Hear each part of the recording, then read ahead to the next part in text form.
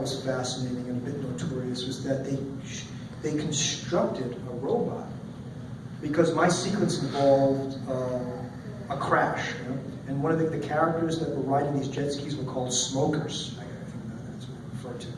And Kevin Costner's character was trying to get on board the ship where, where I guess the bad guys or his infiltrate the enemy. And was it Dennis Hopper played the lead pirate on board the ship? And so one of the entry points, there was a guard, and I played this character, Smitty. And so they put me in a full body cast, and they reconstructed me like a $6 million man, like Terminator, and they painted tattoos all over this dummy of it. And they put a wig on and everything and say, Robert, look at yourself. And they stood this thing up, and I watched them destroy this dummy like about 12 times. They got the stunt guy who looked like Kevin Costner just crash into the wall. It's amazing. That's pretty cool. I'm getting paid for this. It's cool. I get to talk about it later. So that was my experience with Waterworld. I got to see a replicant of myself be killed, and I also got to hang out in Hawaii for 10 glorious days and was treated very well. We should all be so lucky to have a film experience that involves, filming in Hawaii or kind of a remote location like that and get paid. So I have nothing bad to say about it. Very cool. Yeah.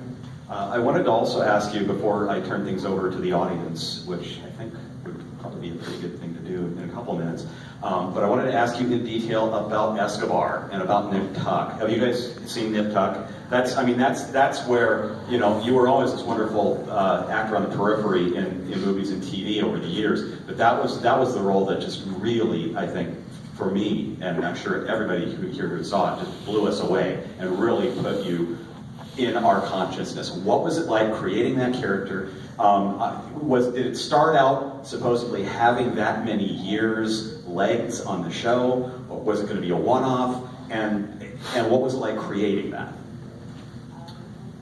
I think it was a collection.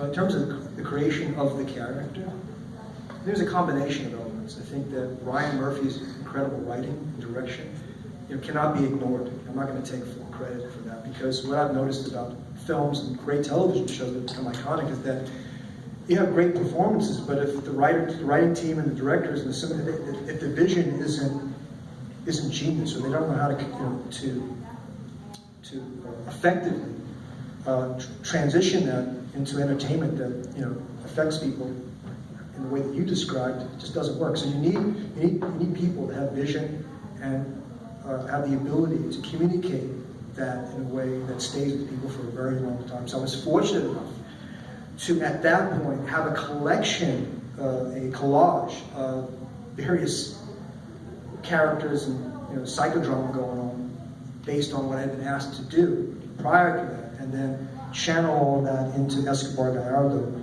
and use the writing as a navigation through a different story. So it was aspects of the stuff prior, present, and I just also think just superb direction and writing of the show. Because when I was filming, I didn't think, oh wow, this is going to be tremendous. I didn't think it was going to be awful. It didn't feel like anything different. It just felt like another challenge as a creator to authenticate an experience based on what I read on the page. I read what it's on the page. I read it again. I read it again. And I go deeper, and then I start to see things. I start to breathe. I start to feel things. And I look at the scenery that's created around me, and I just go. They see action, and you just go there, right? So you're not thinking, oh wow, this is going to be terrific. You're not judging. You can't get, if you step outside of yourself and watch it, you break the spell, right? So you're completely involved. So I was very involved, as always, not knowing the impact that this show would have later on. I don't think, and they hired me. They hired me with the intention to keep me around for very long. I just thought it was going to be, another, a bit episode type deal. And thank you, Robert, fantastic. And then someone came up to me in the street one day in Los Angeles, and somebody connected to FX and said, Robert, I'm one of the editors on and explaining FX and Nip Tuck. It's wait till you see it. I was like, okay. And I felt like there was a tsunami coming out. I couldn't see it, but it's coming. What's coming? You'll see.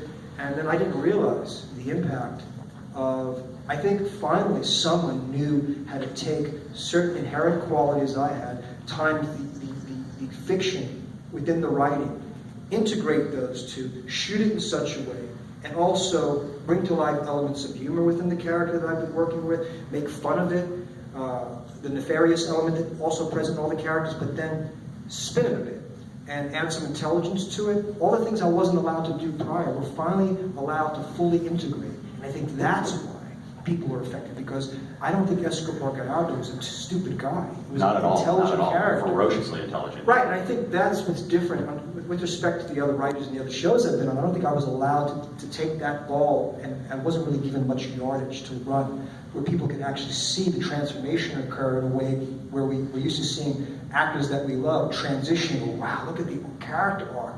Whoa. I just want to get ready to take off. Okay, thank you. And boom, that's it. Yeah. So I think it's a situation where I was allowed a lot more character development than ever before. And I also was with the right team, man. You have to be with the right people who know what they're doing. Well, if anybody has some questions, feel free to jump in at this point. I have plenty of my own, but I don't want to hog the stage entirely. Does anybody have any questions at the moment? Yes, sir. Outside of things we've talked about, what are some of your favorite works or things you've done? Within films and movies? Yeah, we'll go with film. I worked on a film directed by Chris Fisher, starring Cuba Gooding Jr. and Clifton Collins, called Dirty. They dressed me up in a white suit, a kind of a similar character to Escobar, a little more, I guess, maybe grittier. He's not the kind of guy that would show up in a penthouse.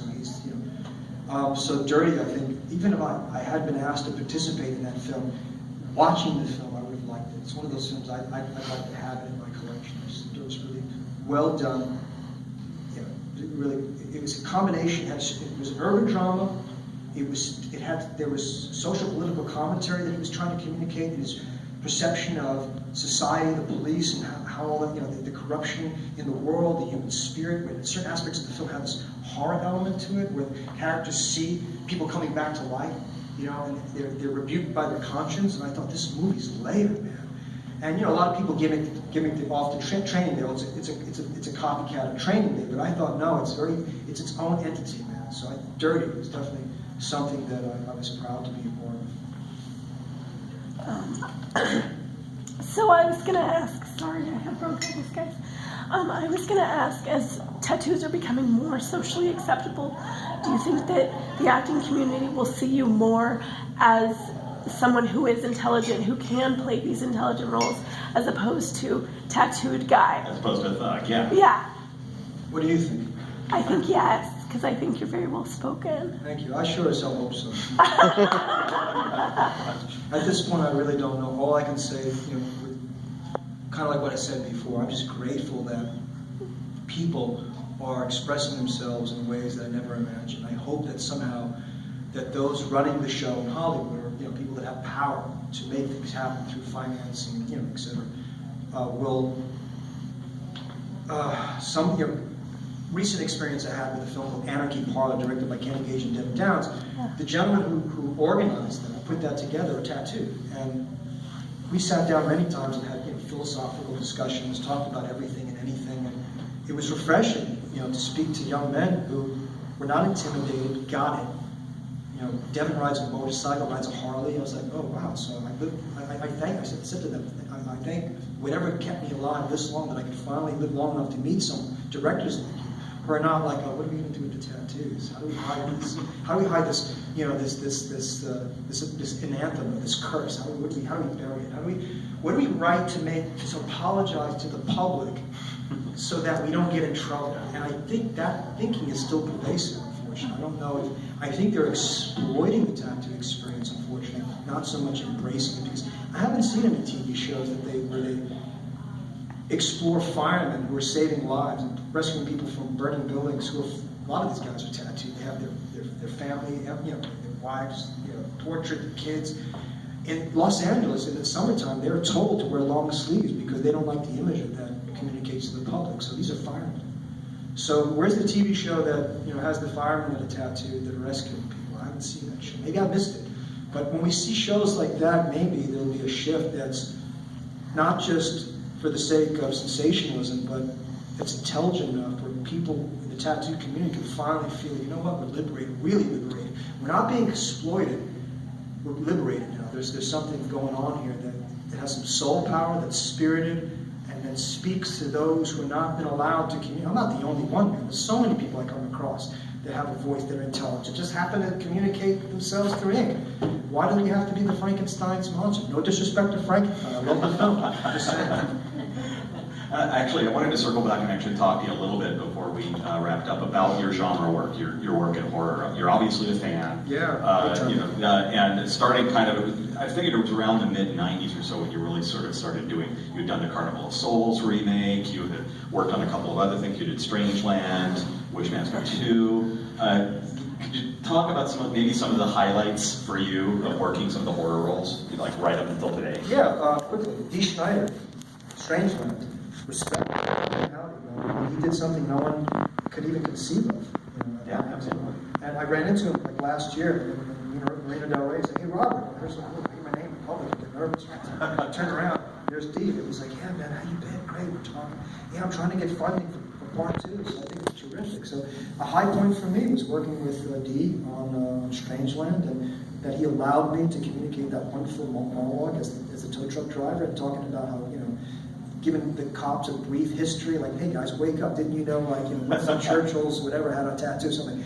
And so I thought it was terrific that he was courageous enough to touch on that subject matter. Wishmaster 2, there was comedy in that film. It was hilarious to play in a film like that. That was a successful franchise, and I forget the details of the scene where I was in, but something.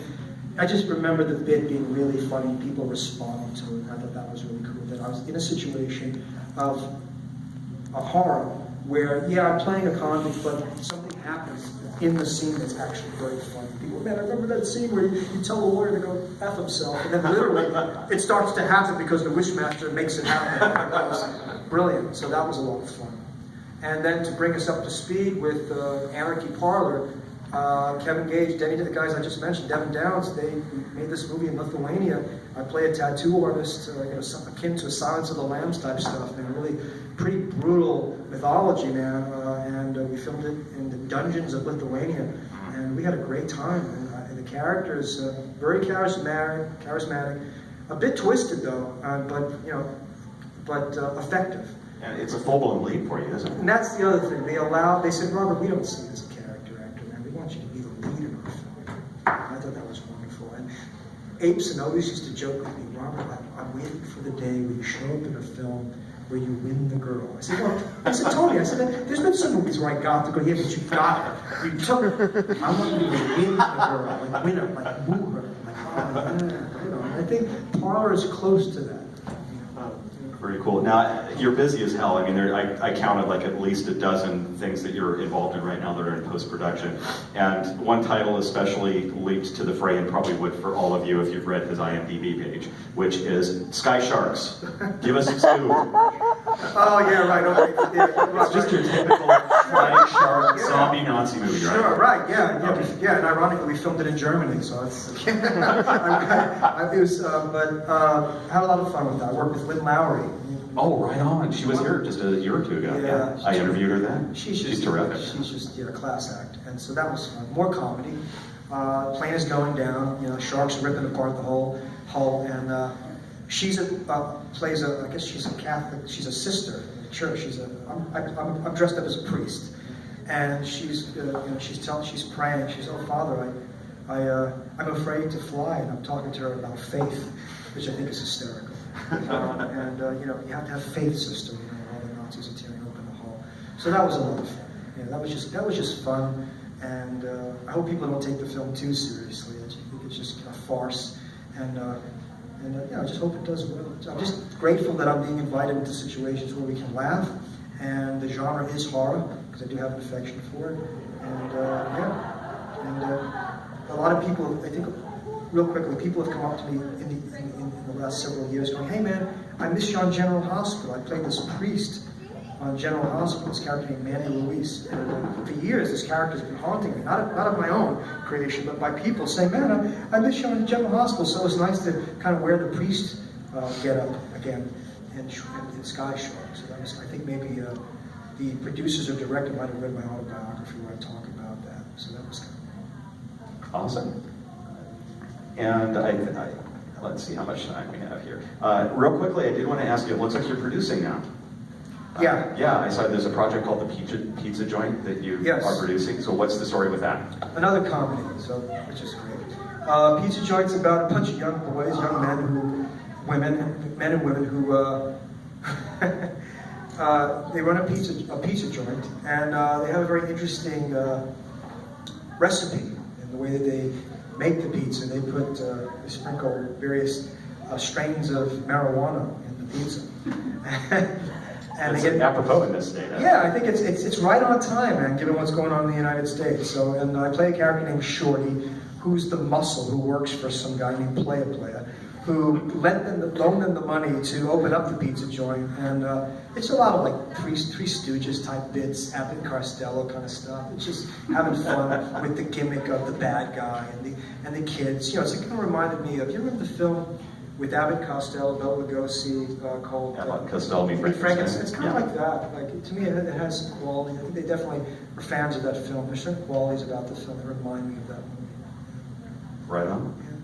Well, I think we're just about approaching the time where we need to clear out of here. So, does anybody else have any last questions that they'd like to ask?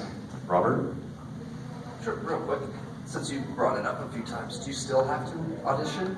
Or are you invited, like you said? 50-50, depending on the project. Yeah, I definitely, for Ryan Murphy's American Horror Story, I had to audition for that. And I've had to, for some of the high profile stuff, see, here's the thing, I want to be careful with this, because I don't feel that, you have hit shows and all that stuff, and they've earned their position for a reason, because people are watching them. But then there's so many independent filmmakers, man, that are doing genius work that don't have the money to create the kind of visibility that they deserve, you know. And so I don't want to, I've been invited into situations with people like Robert. I've been a fan of your work for years, and they allow me situations of employment where there's character development, where television might not let me do that. But you want to play a serial killer again? Sure.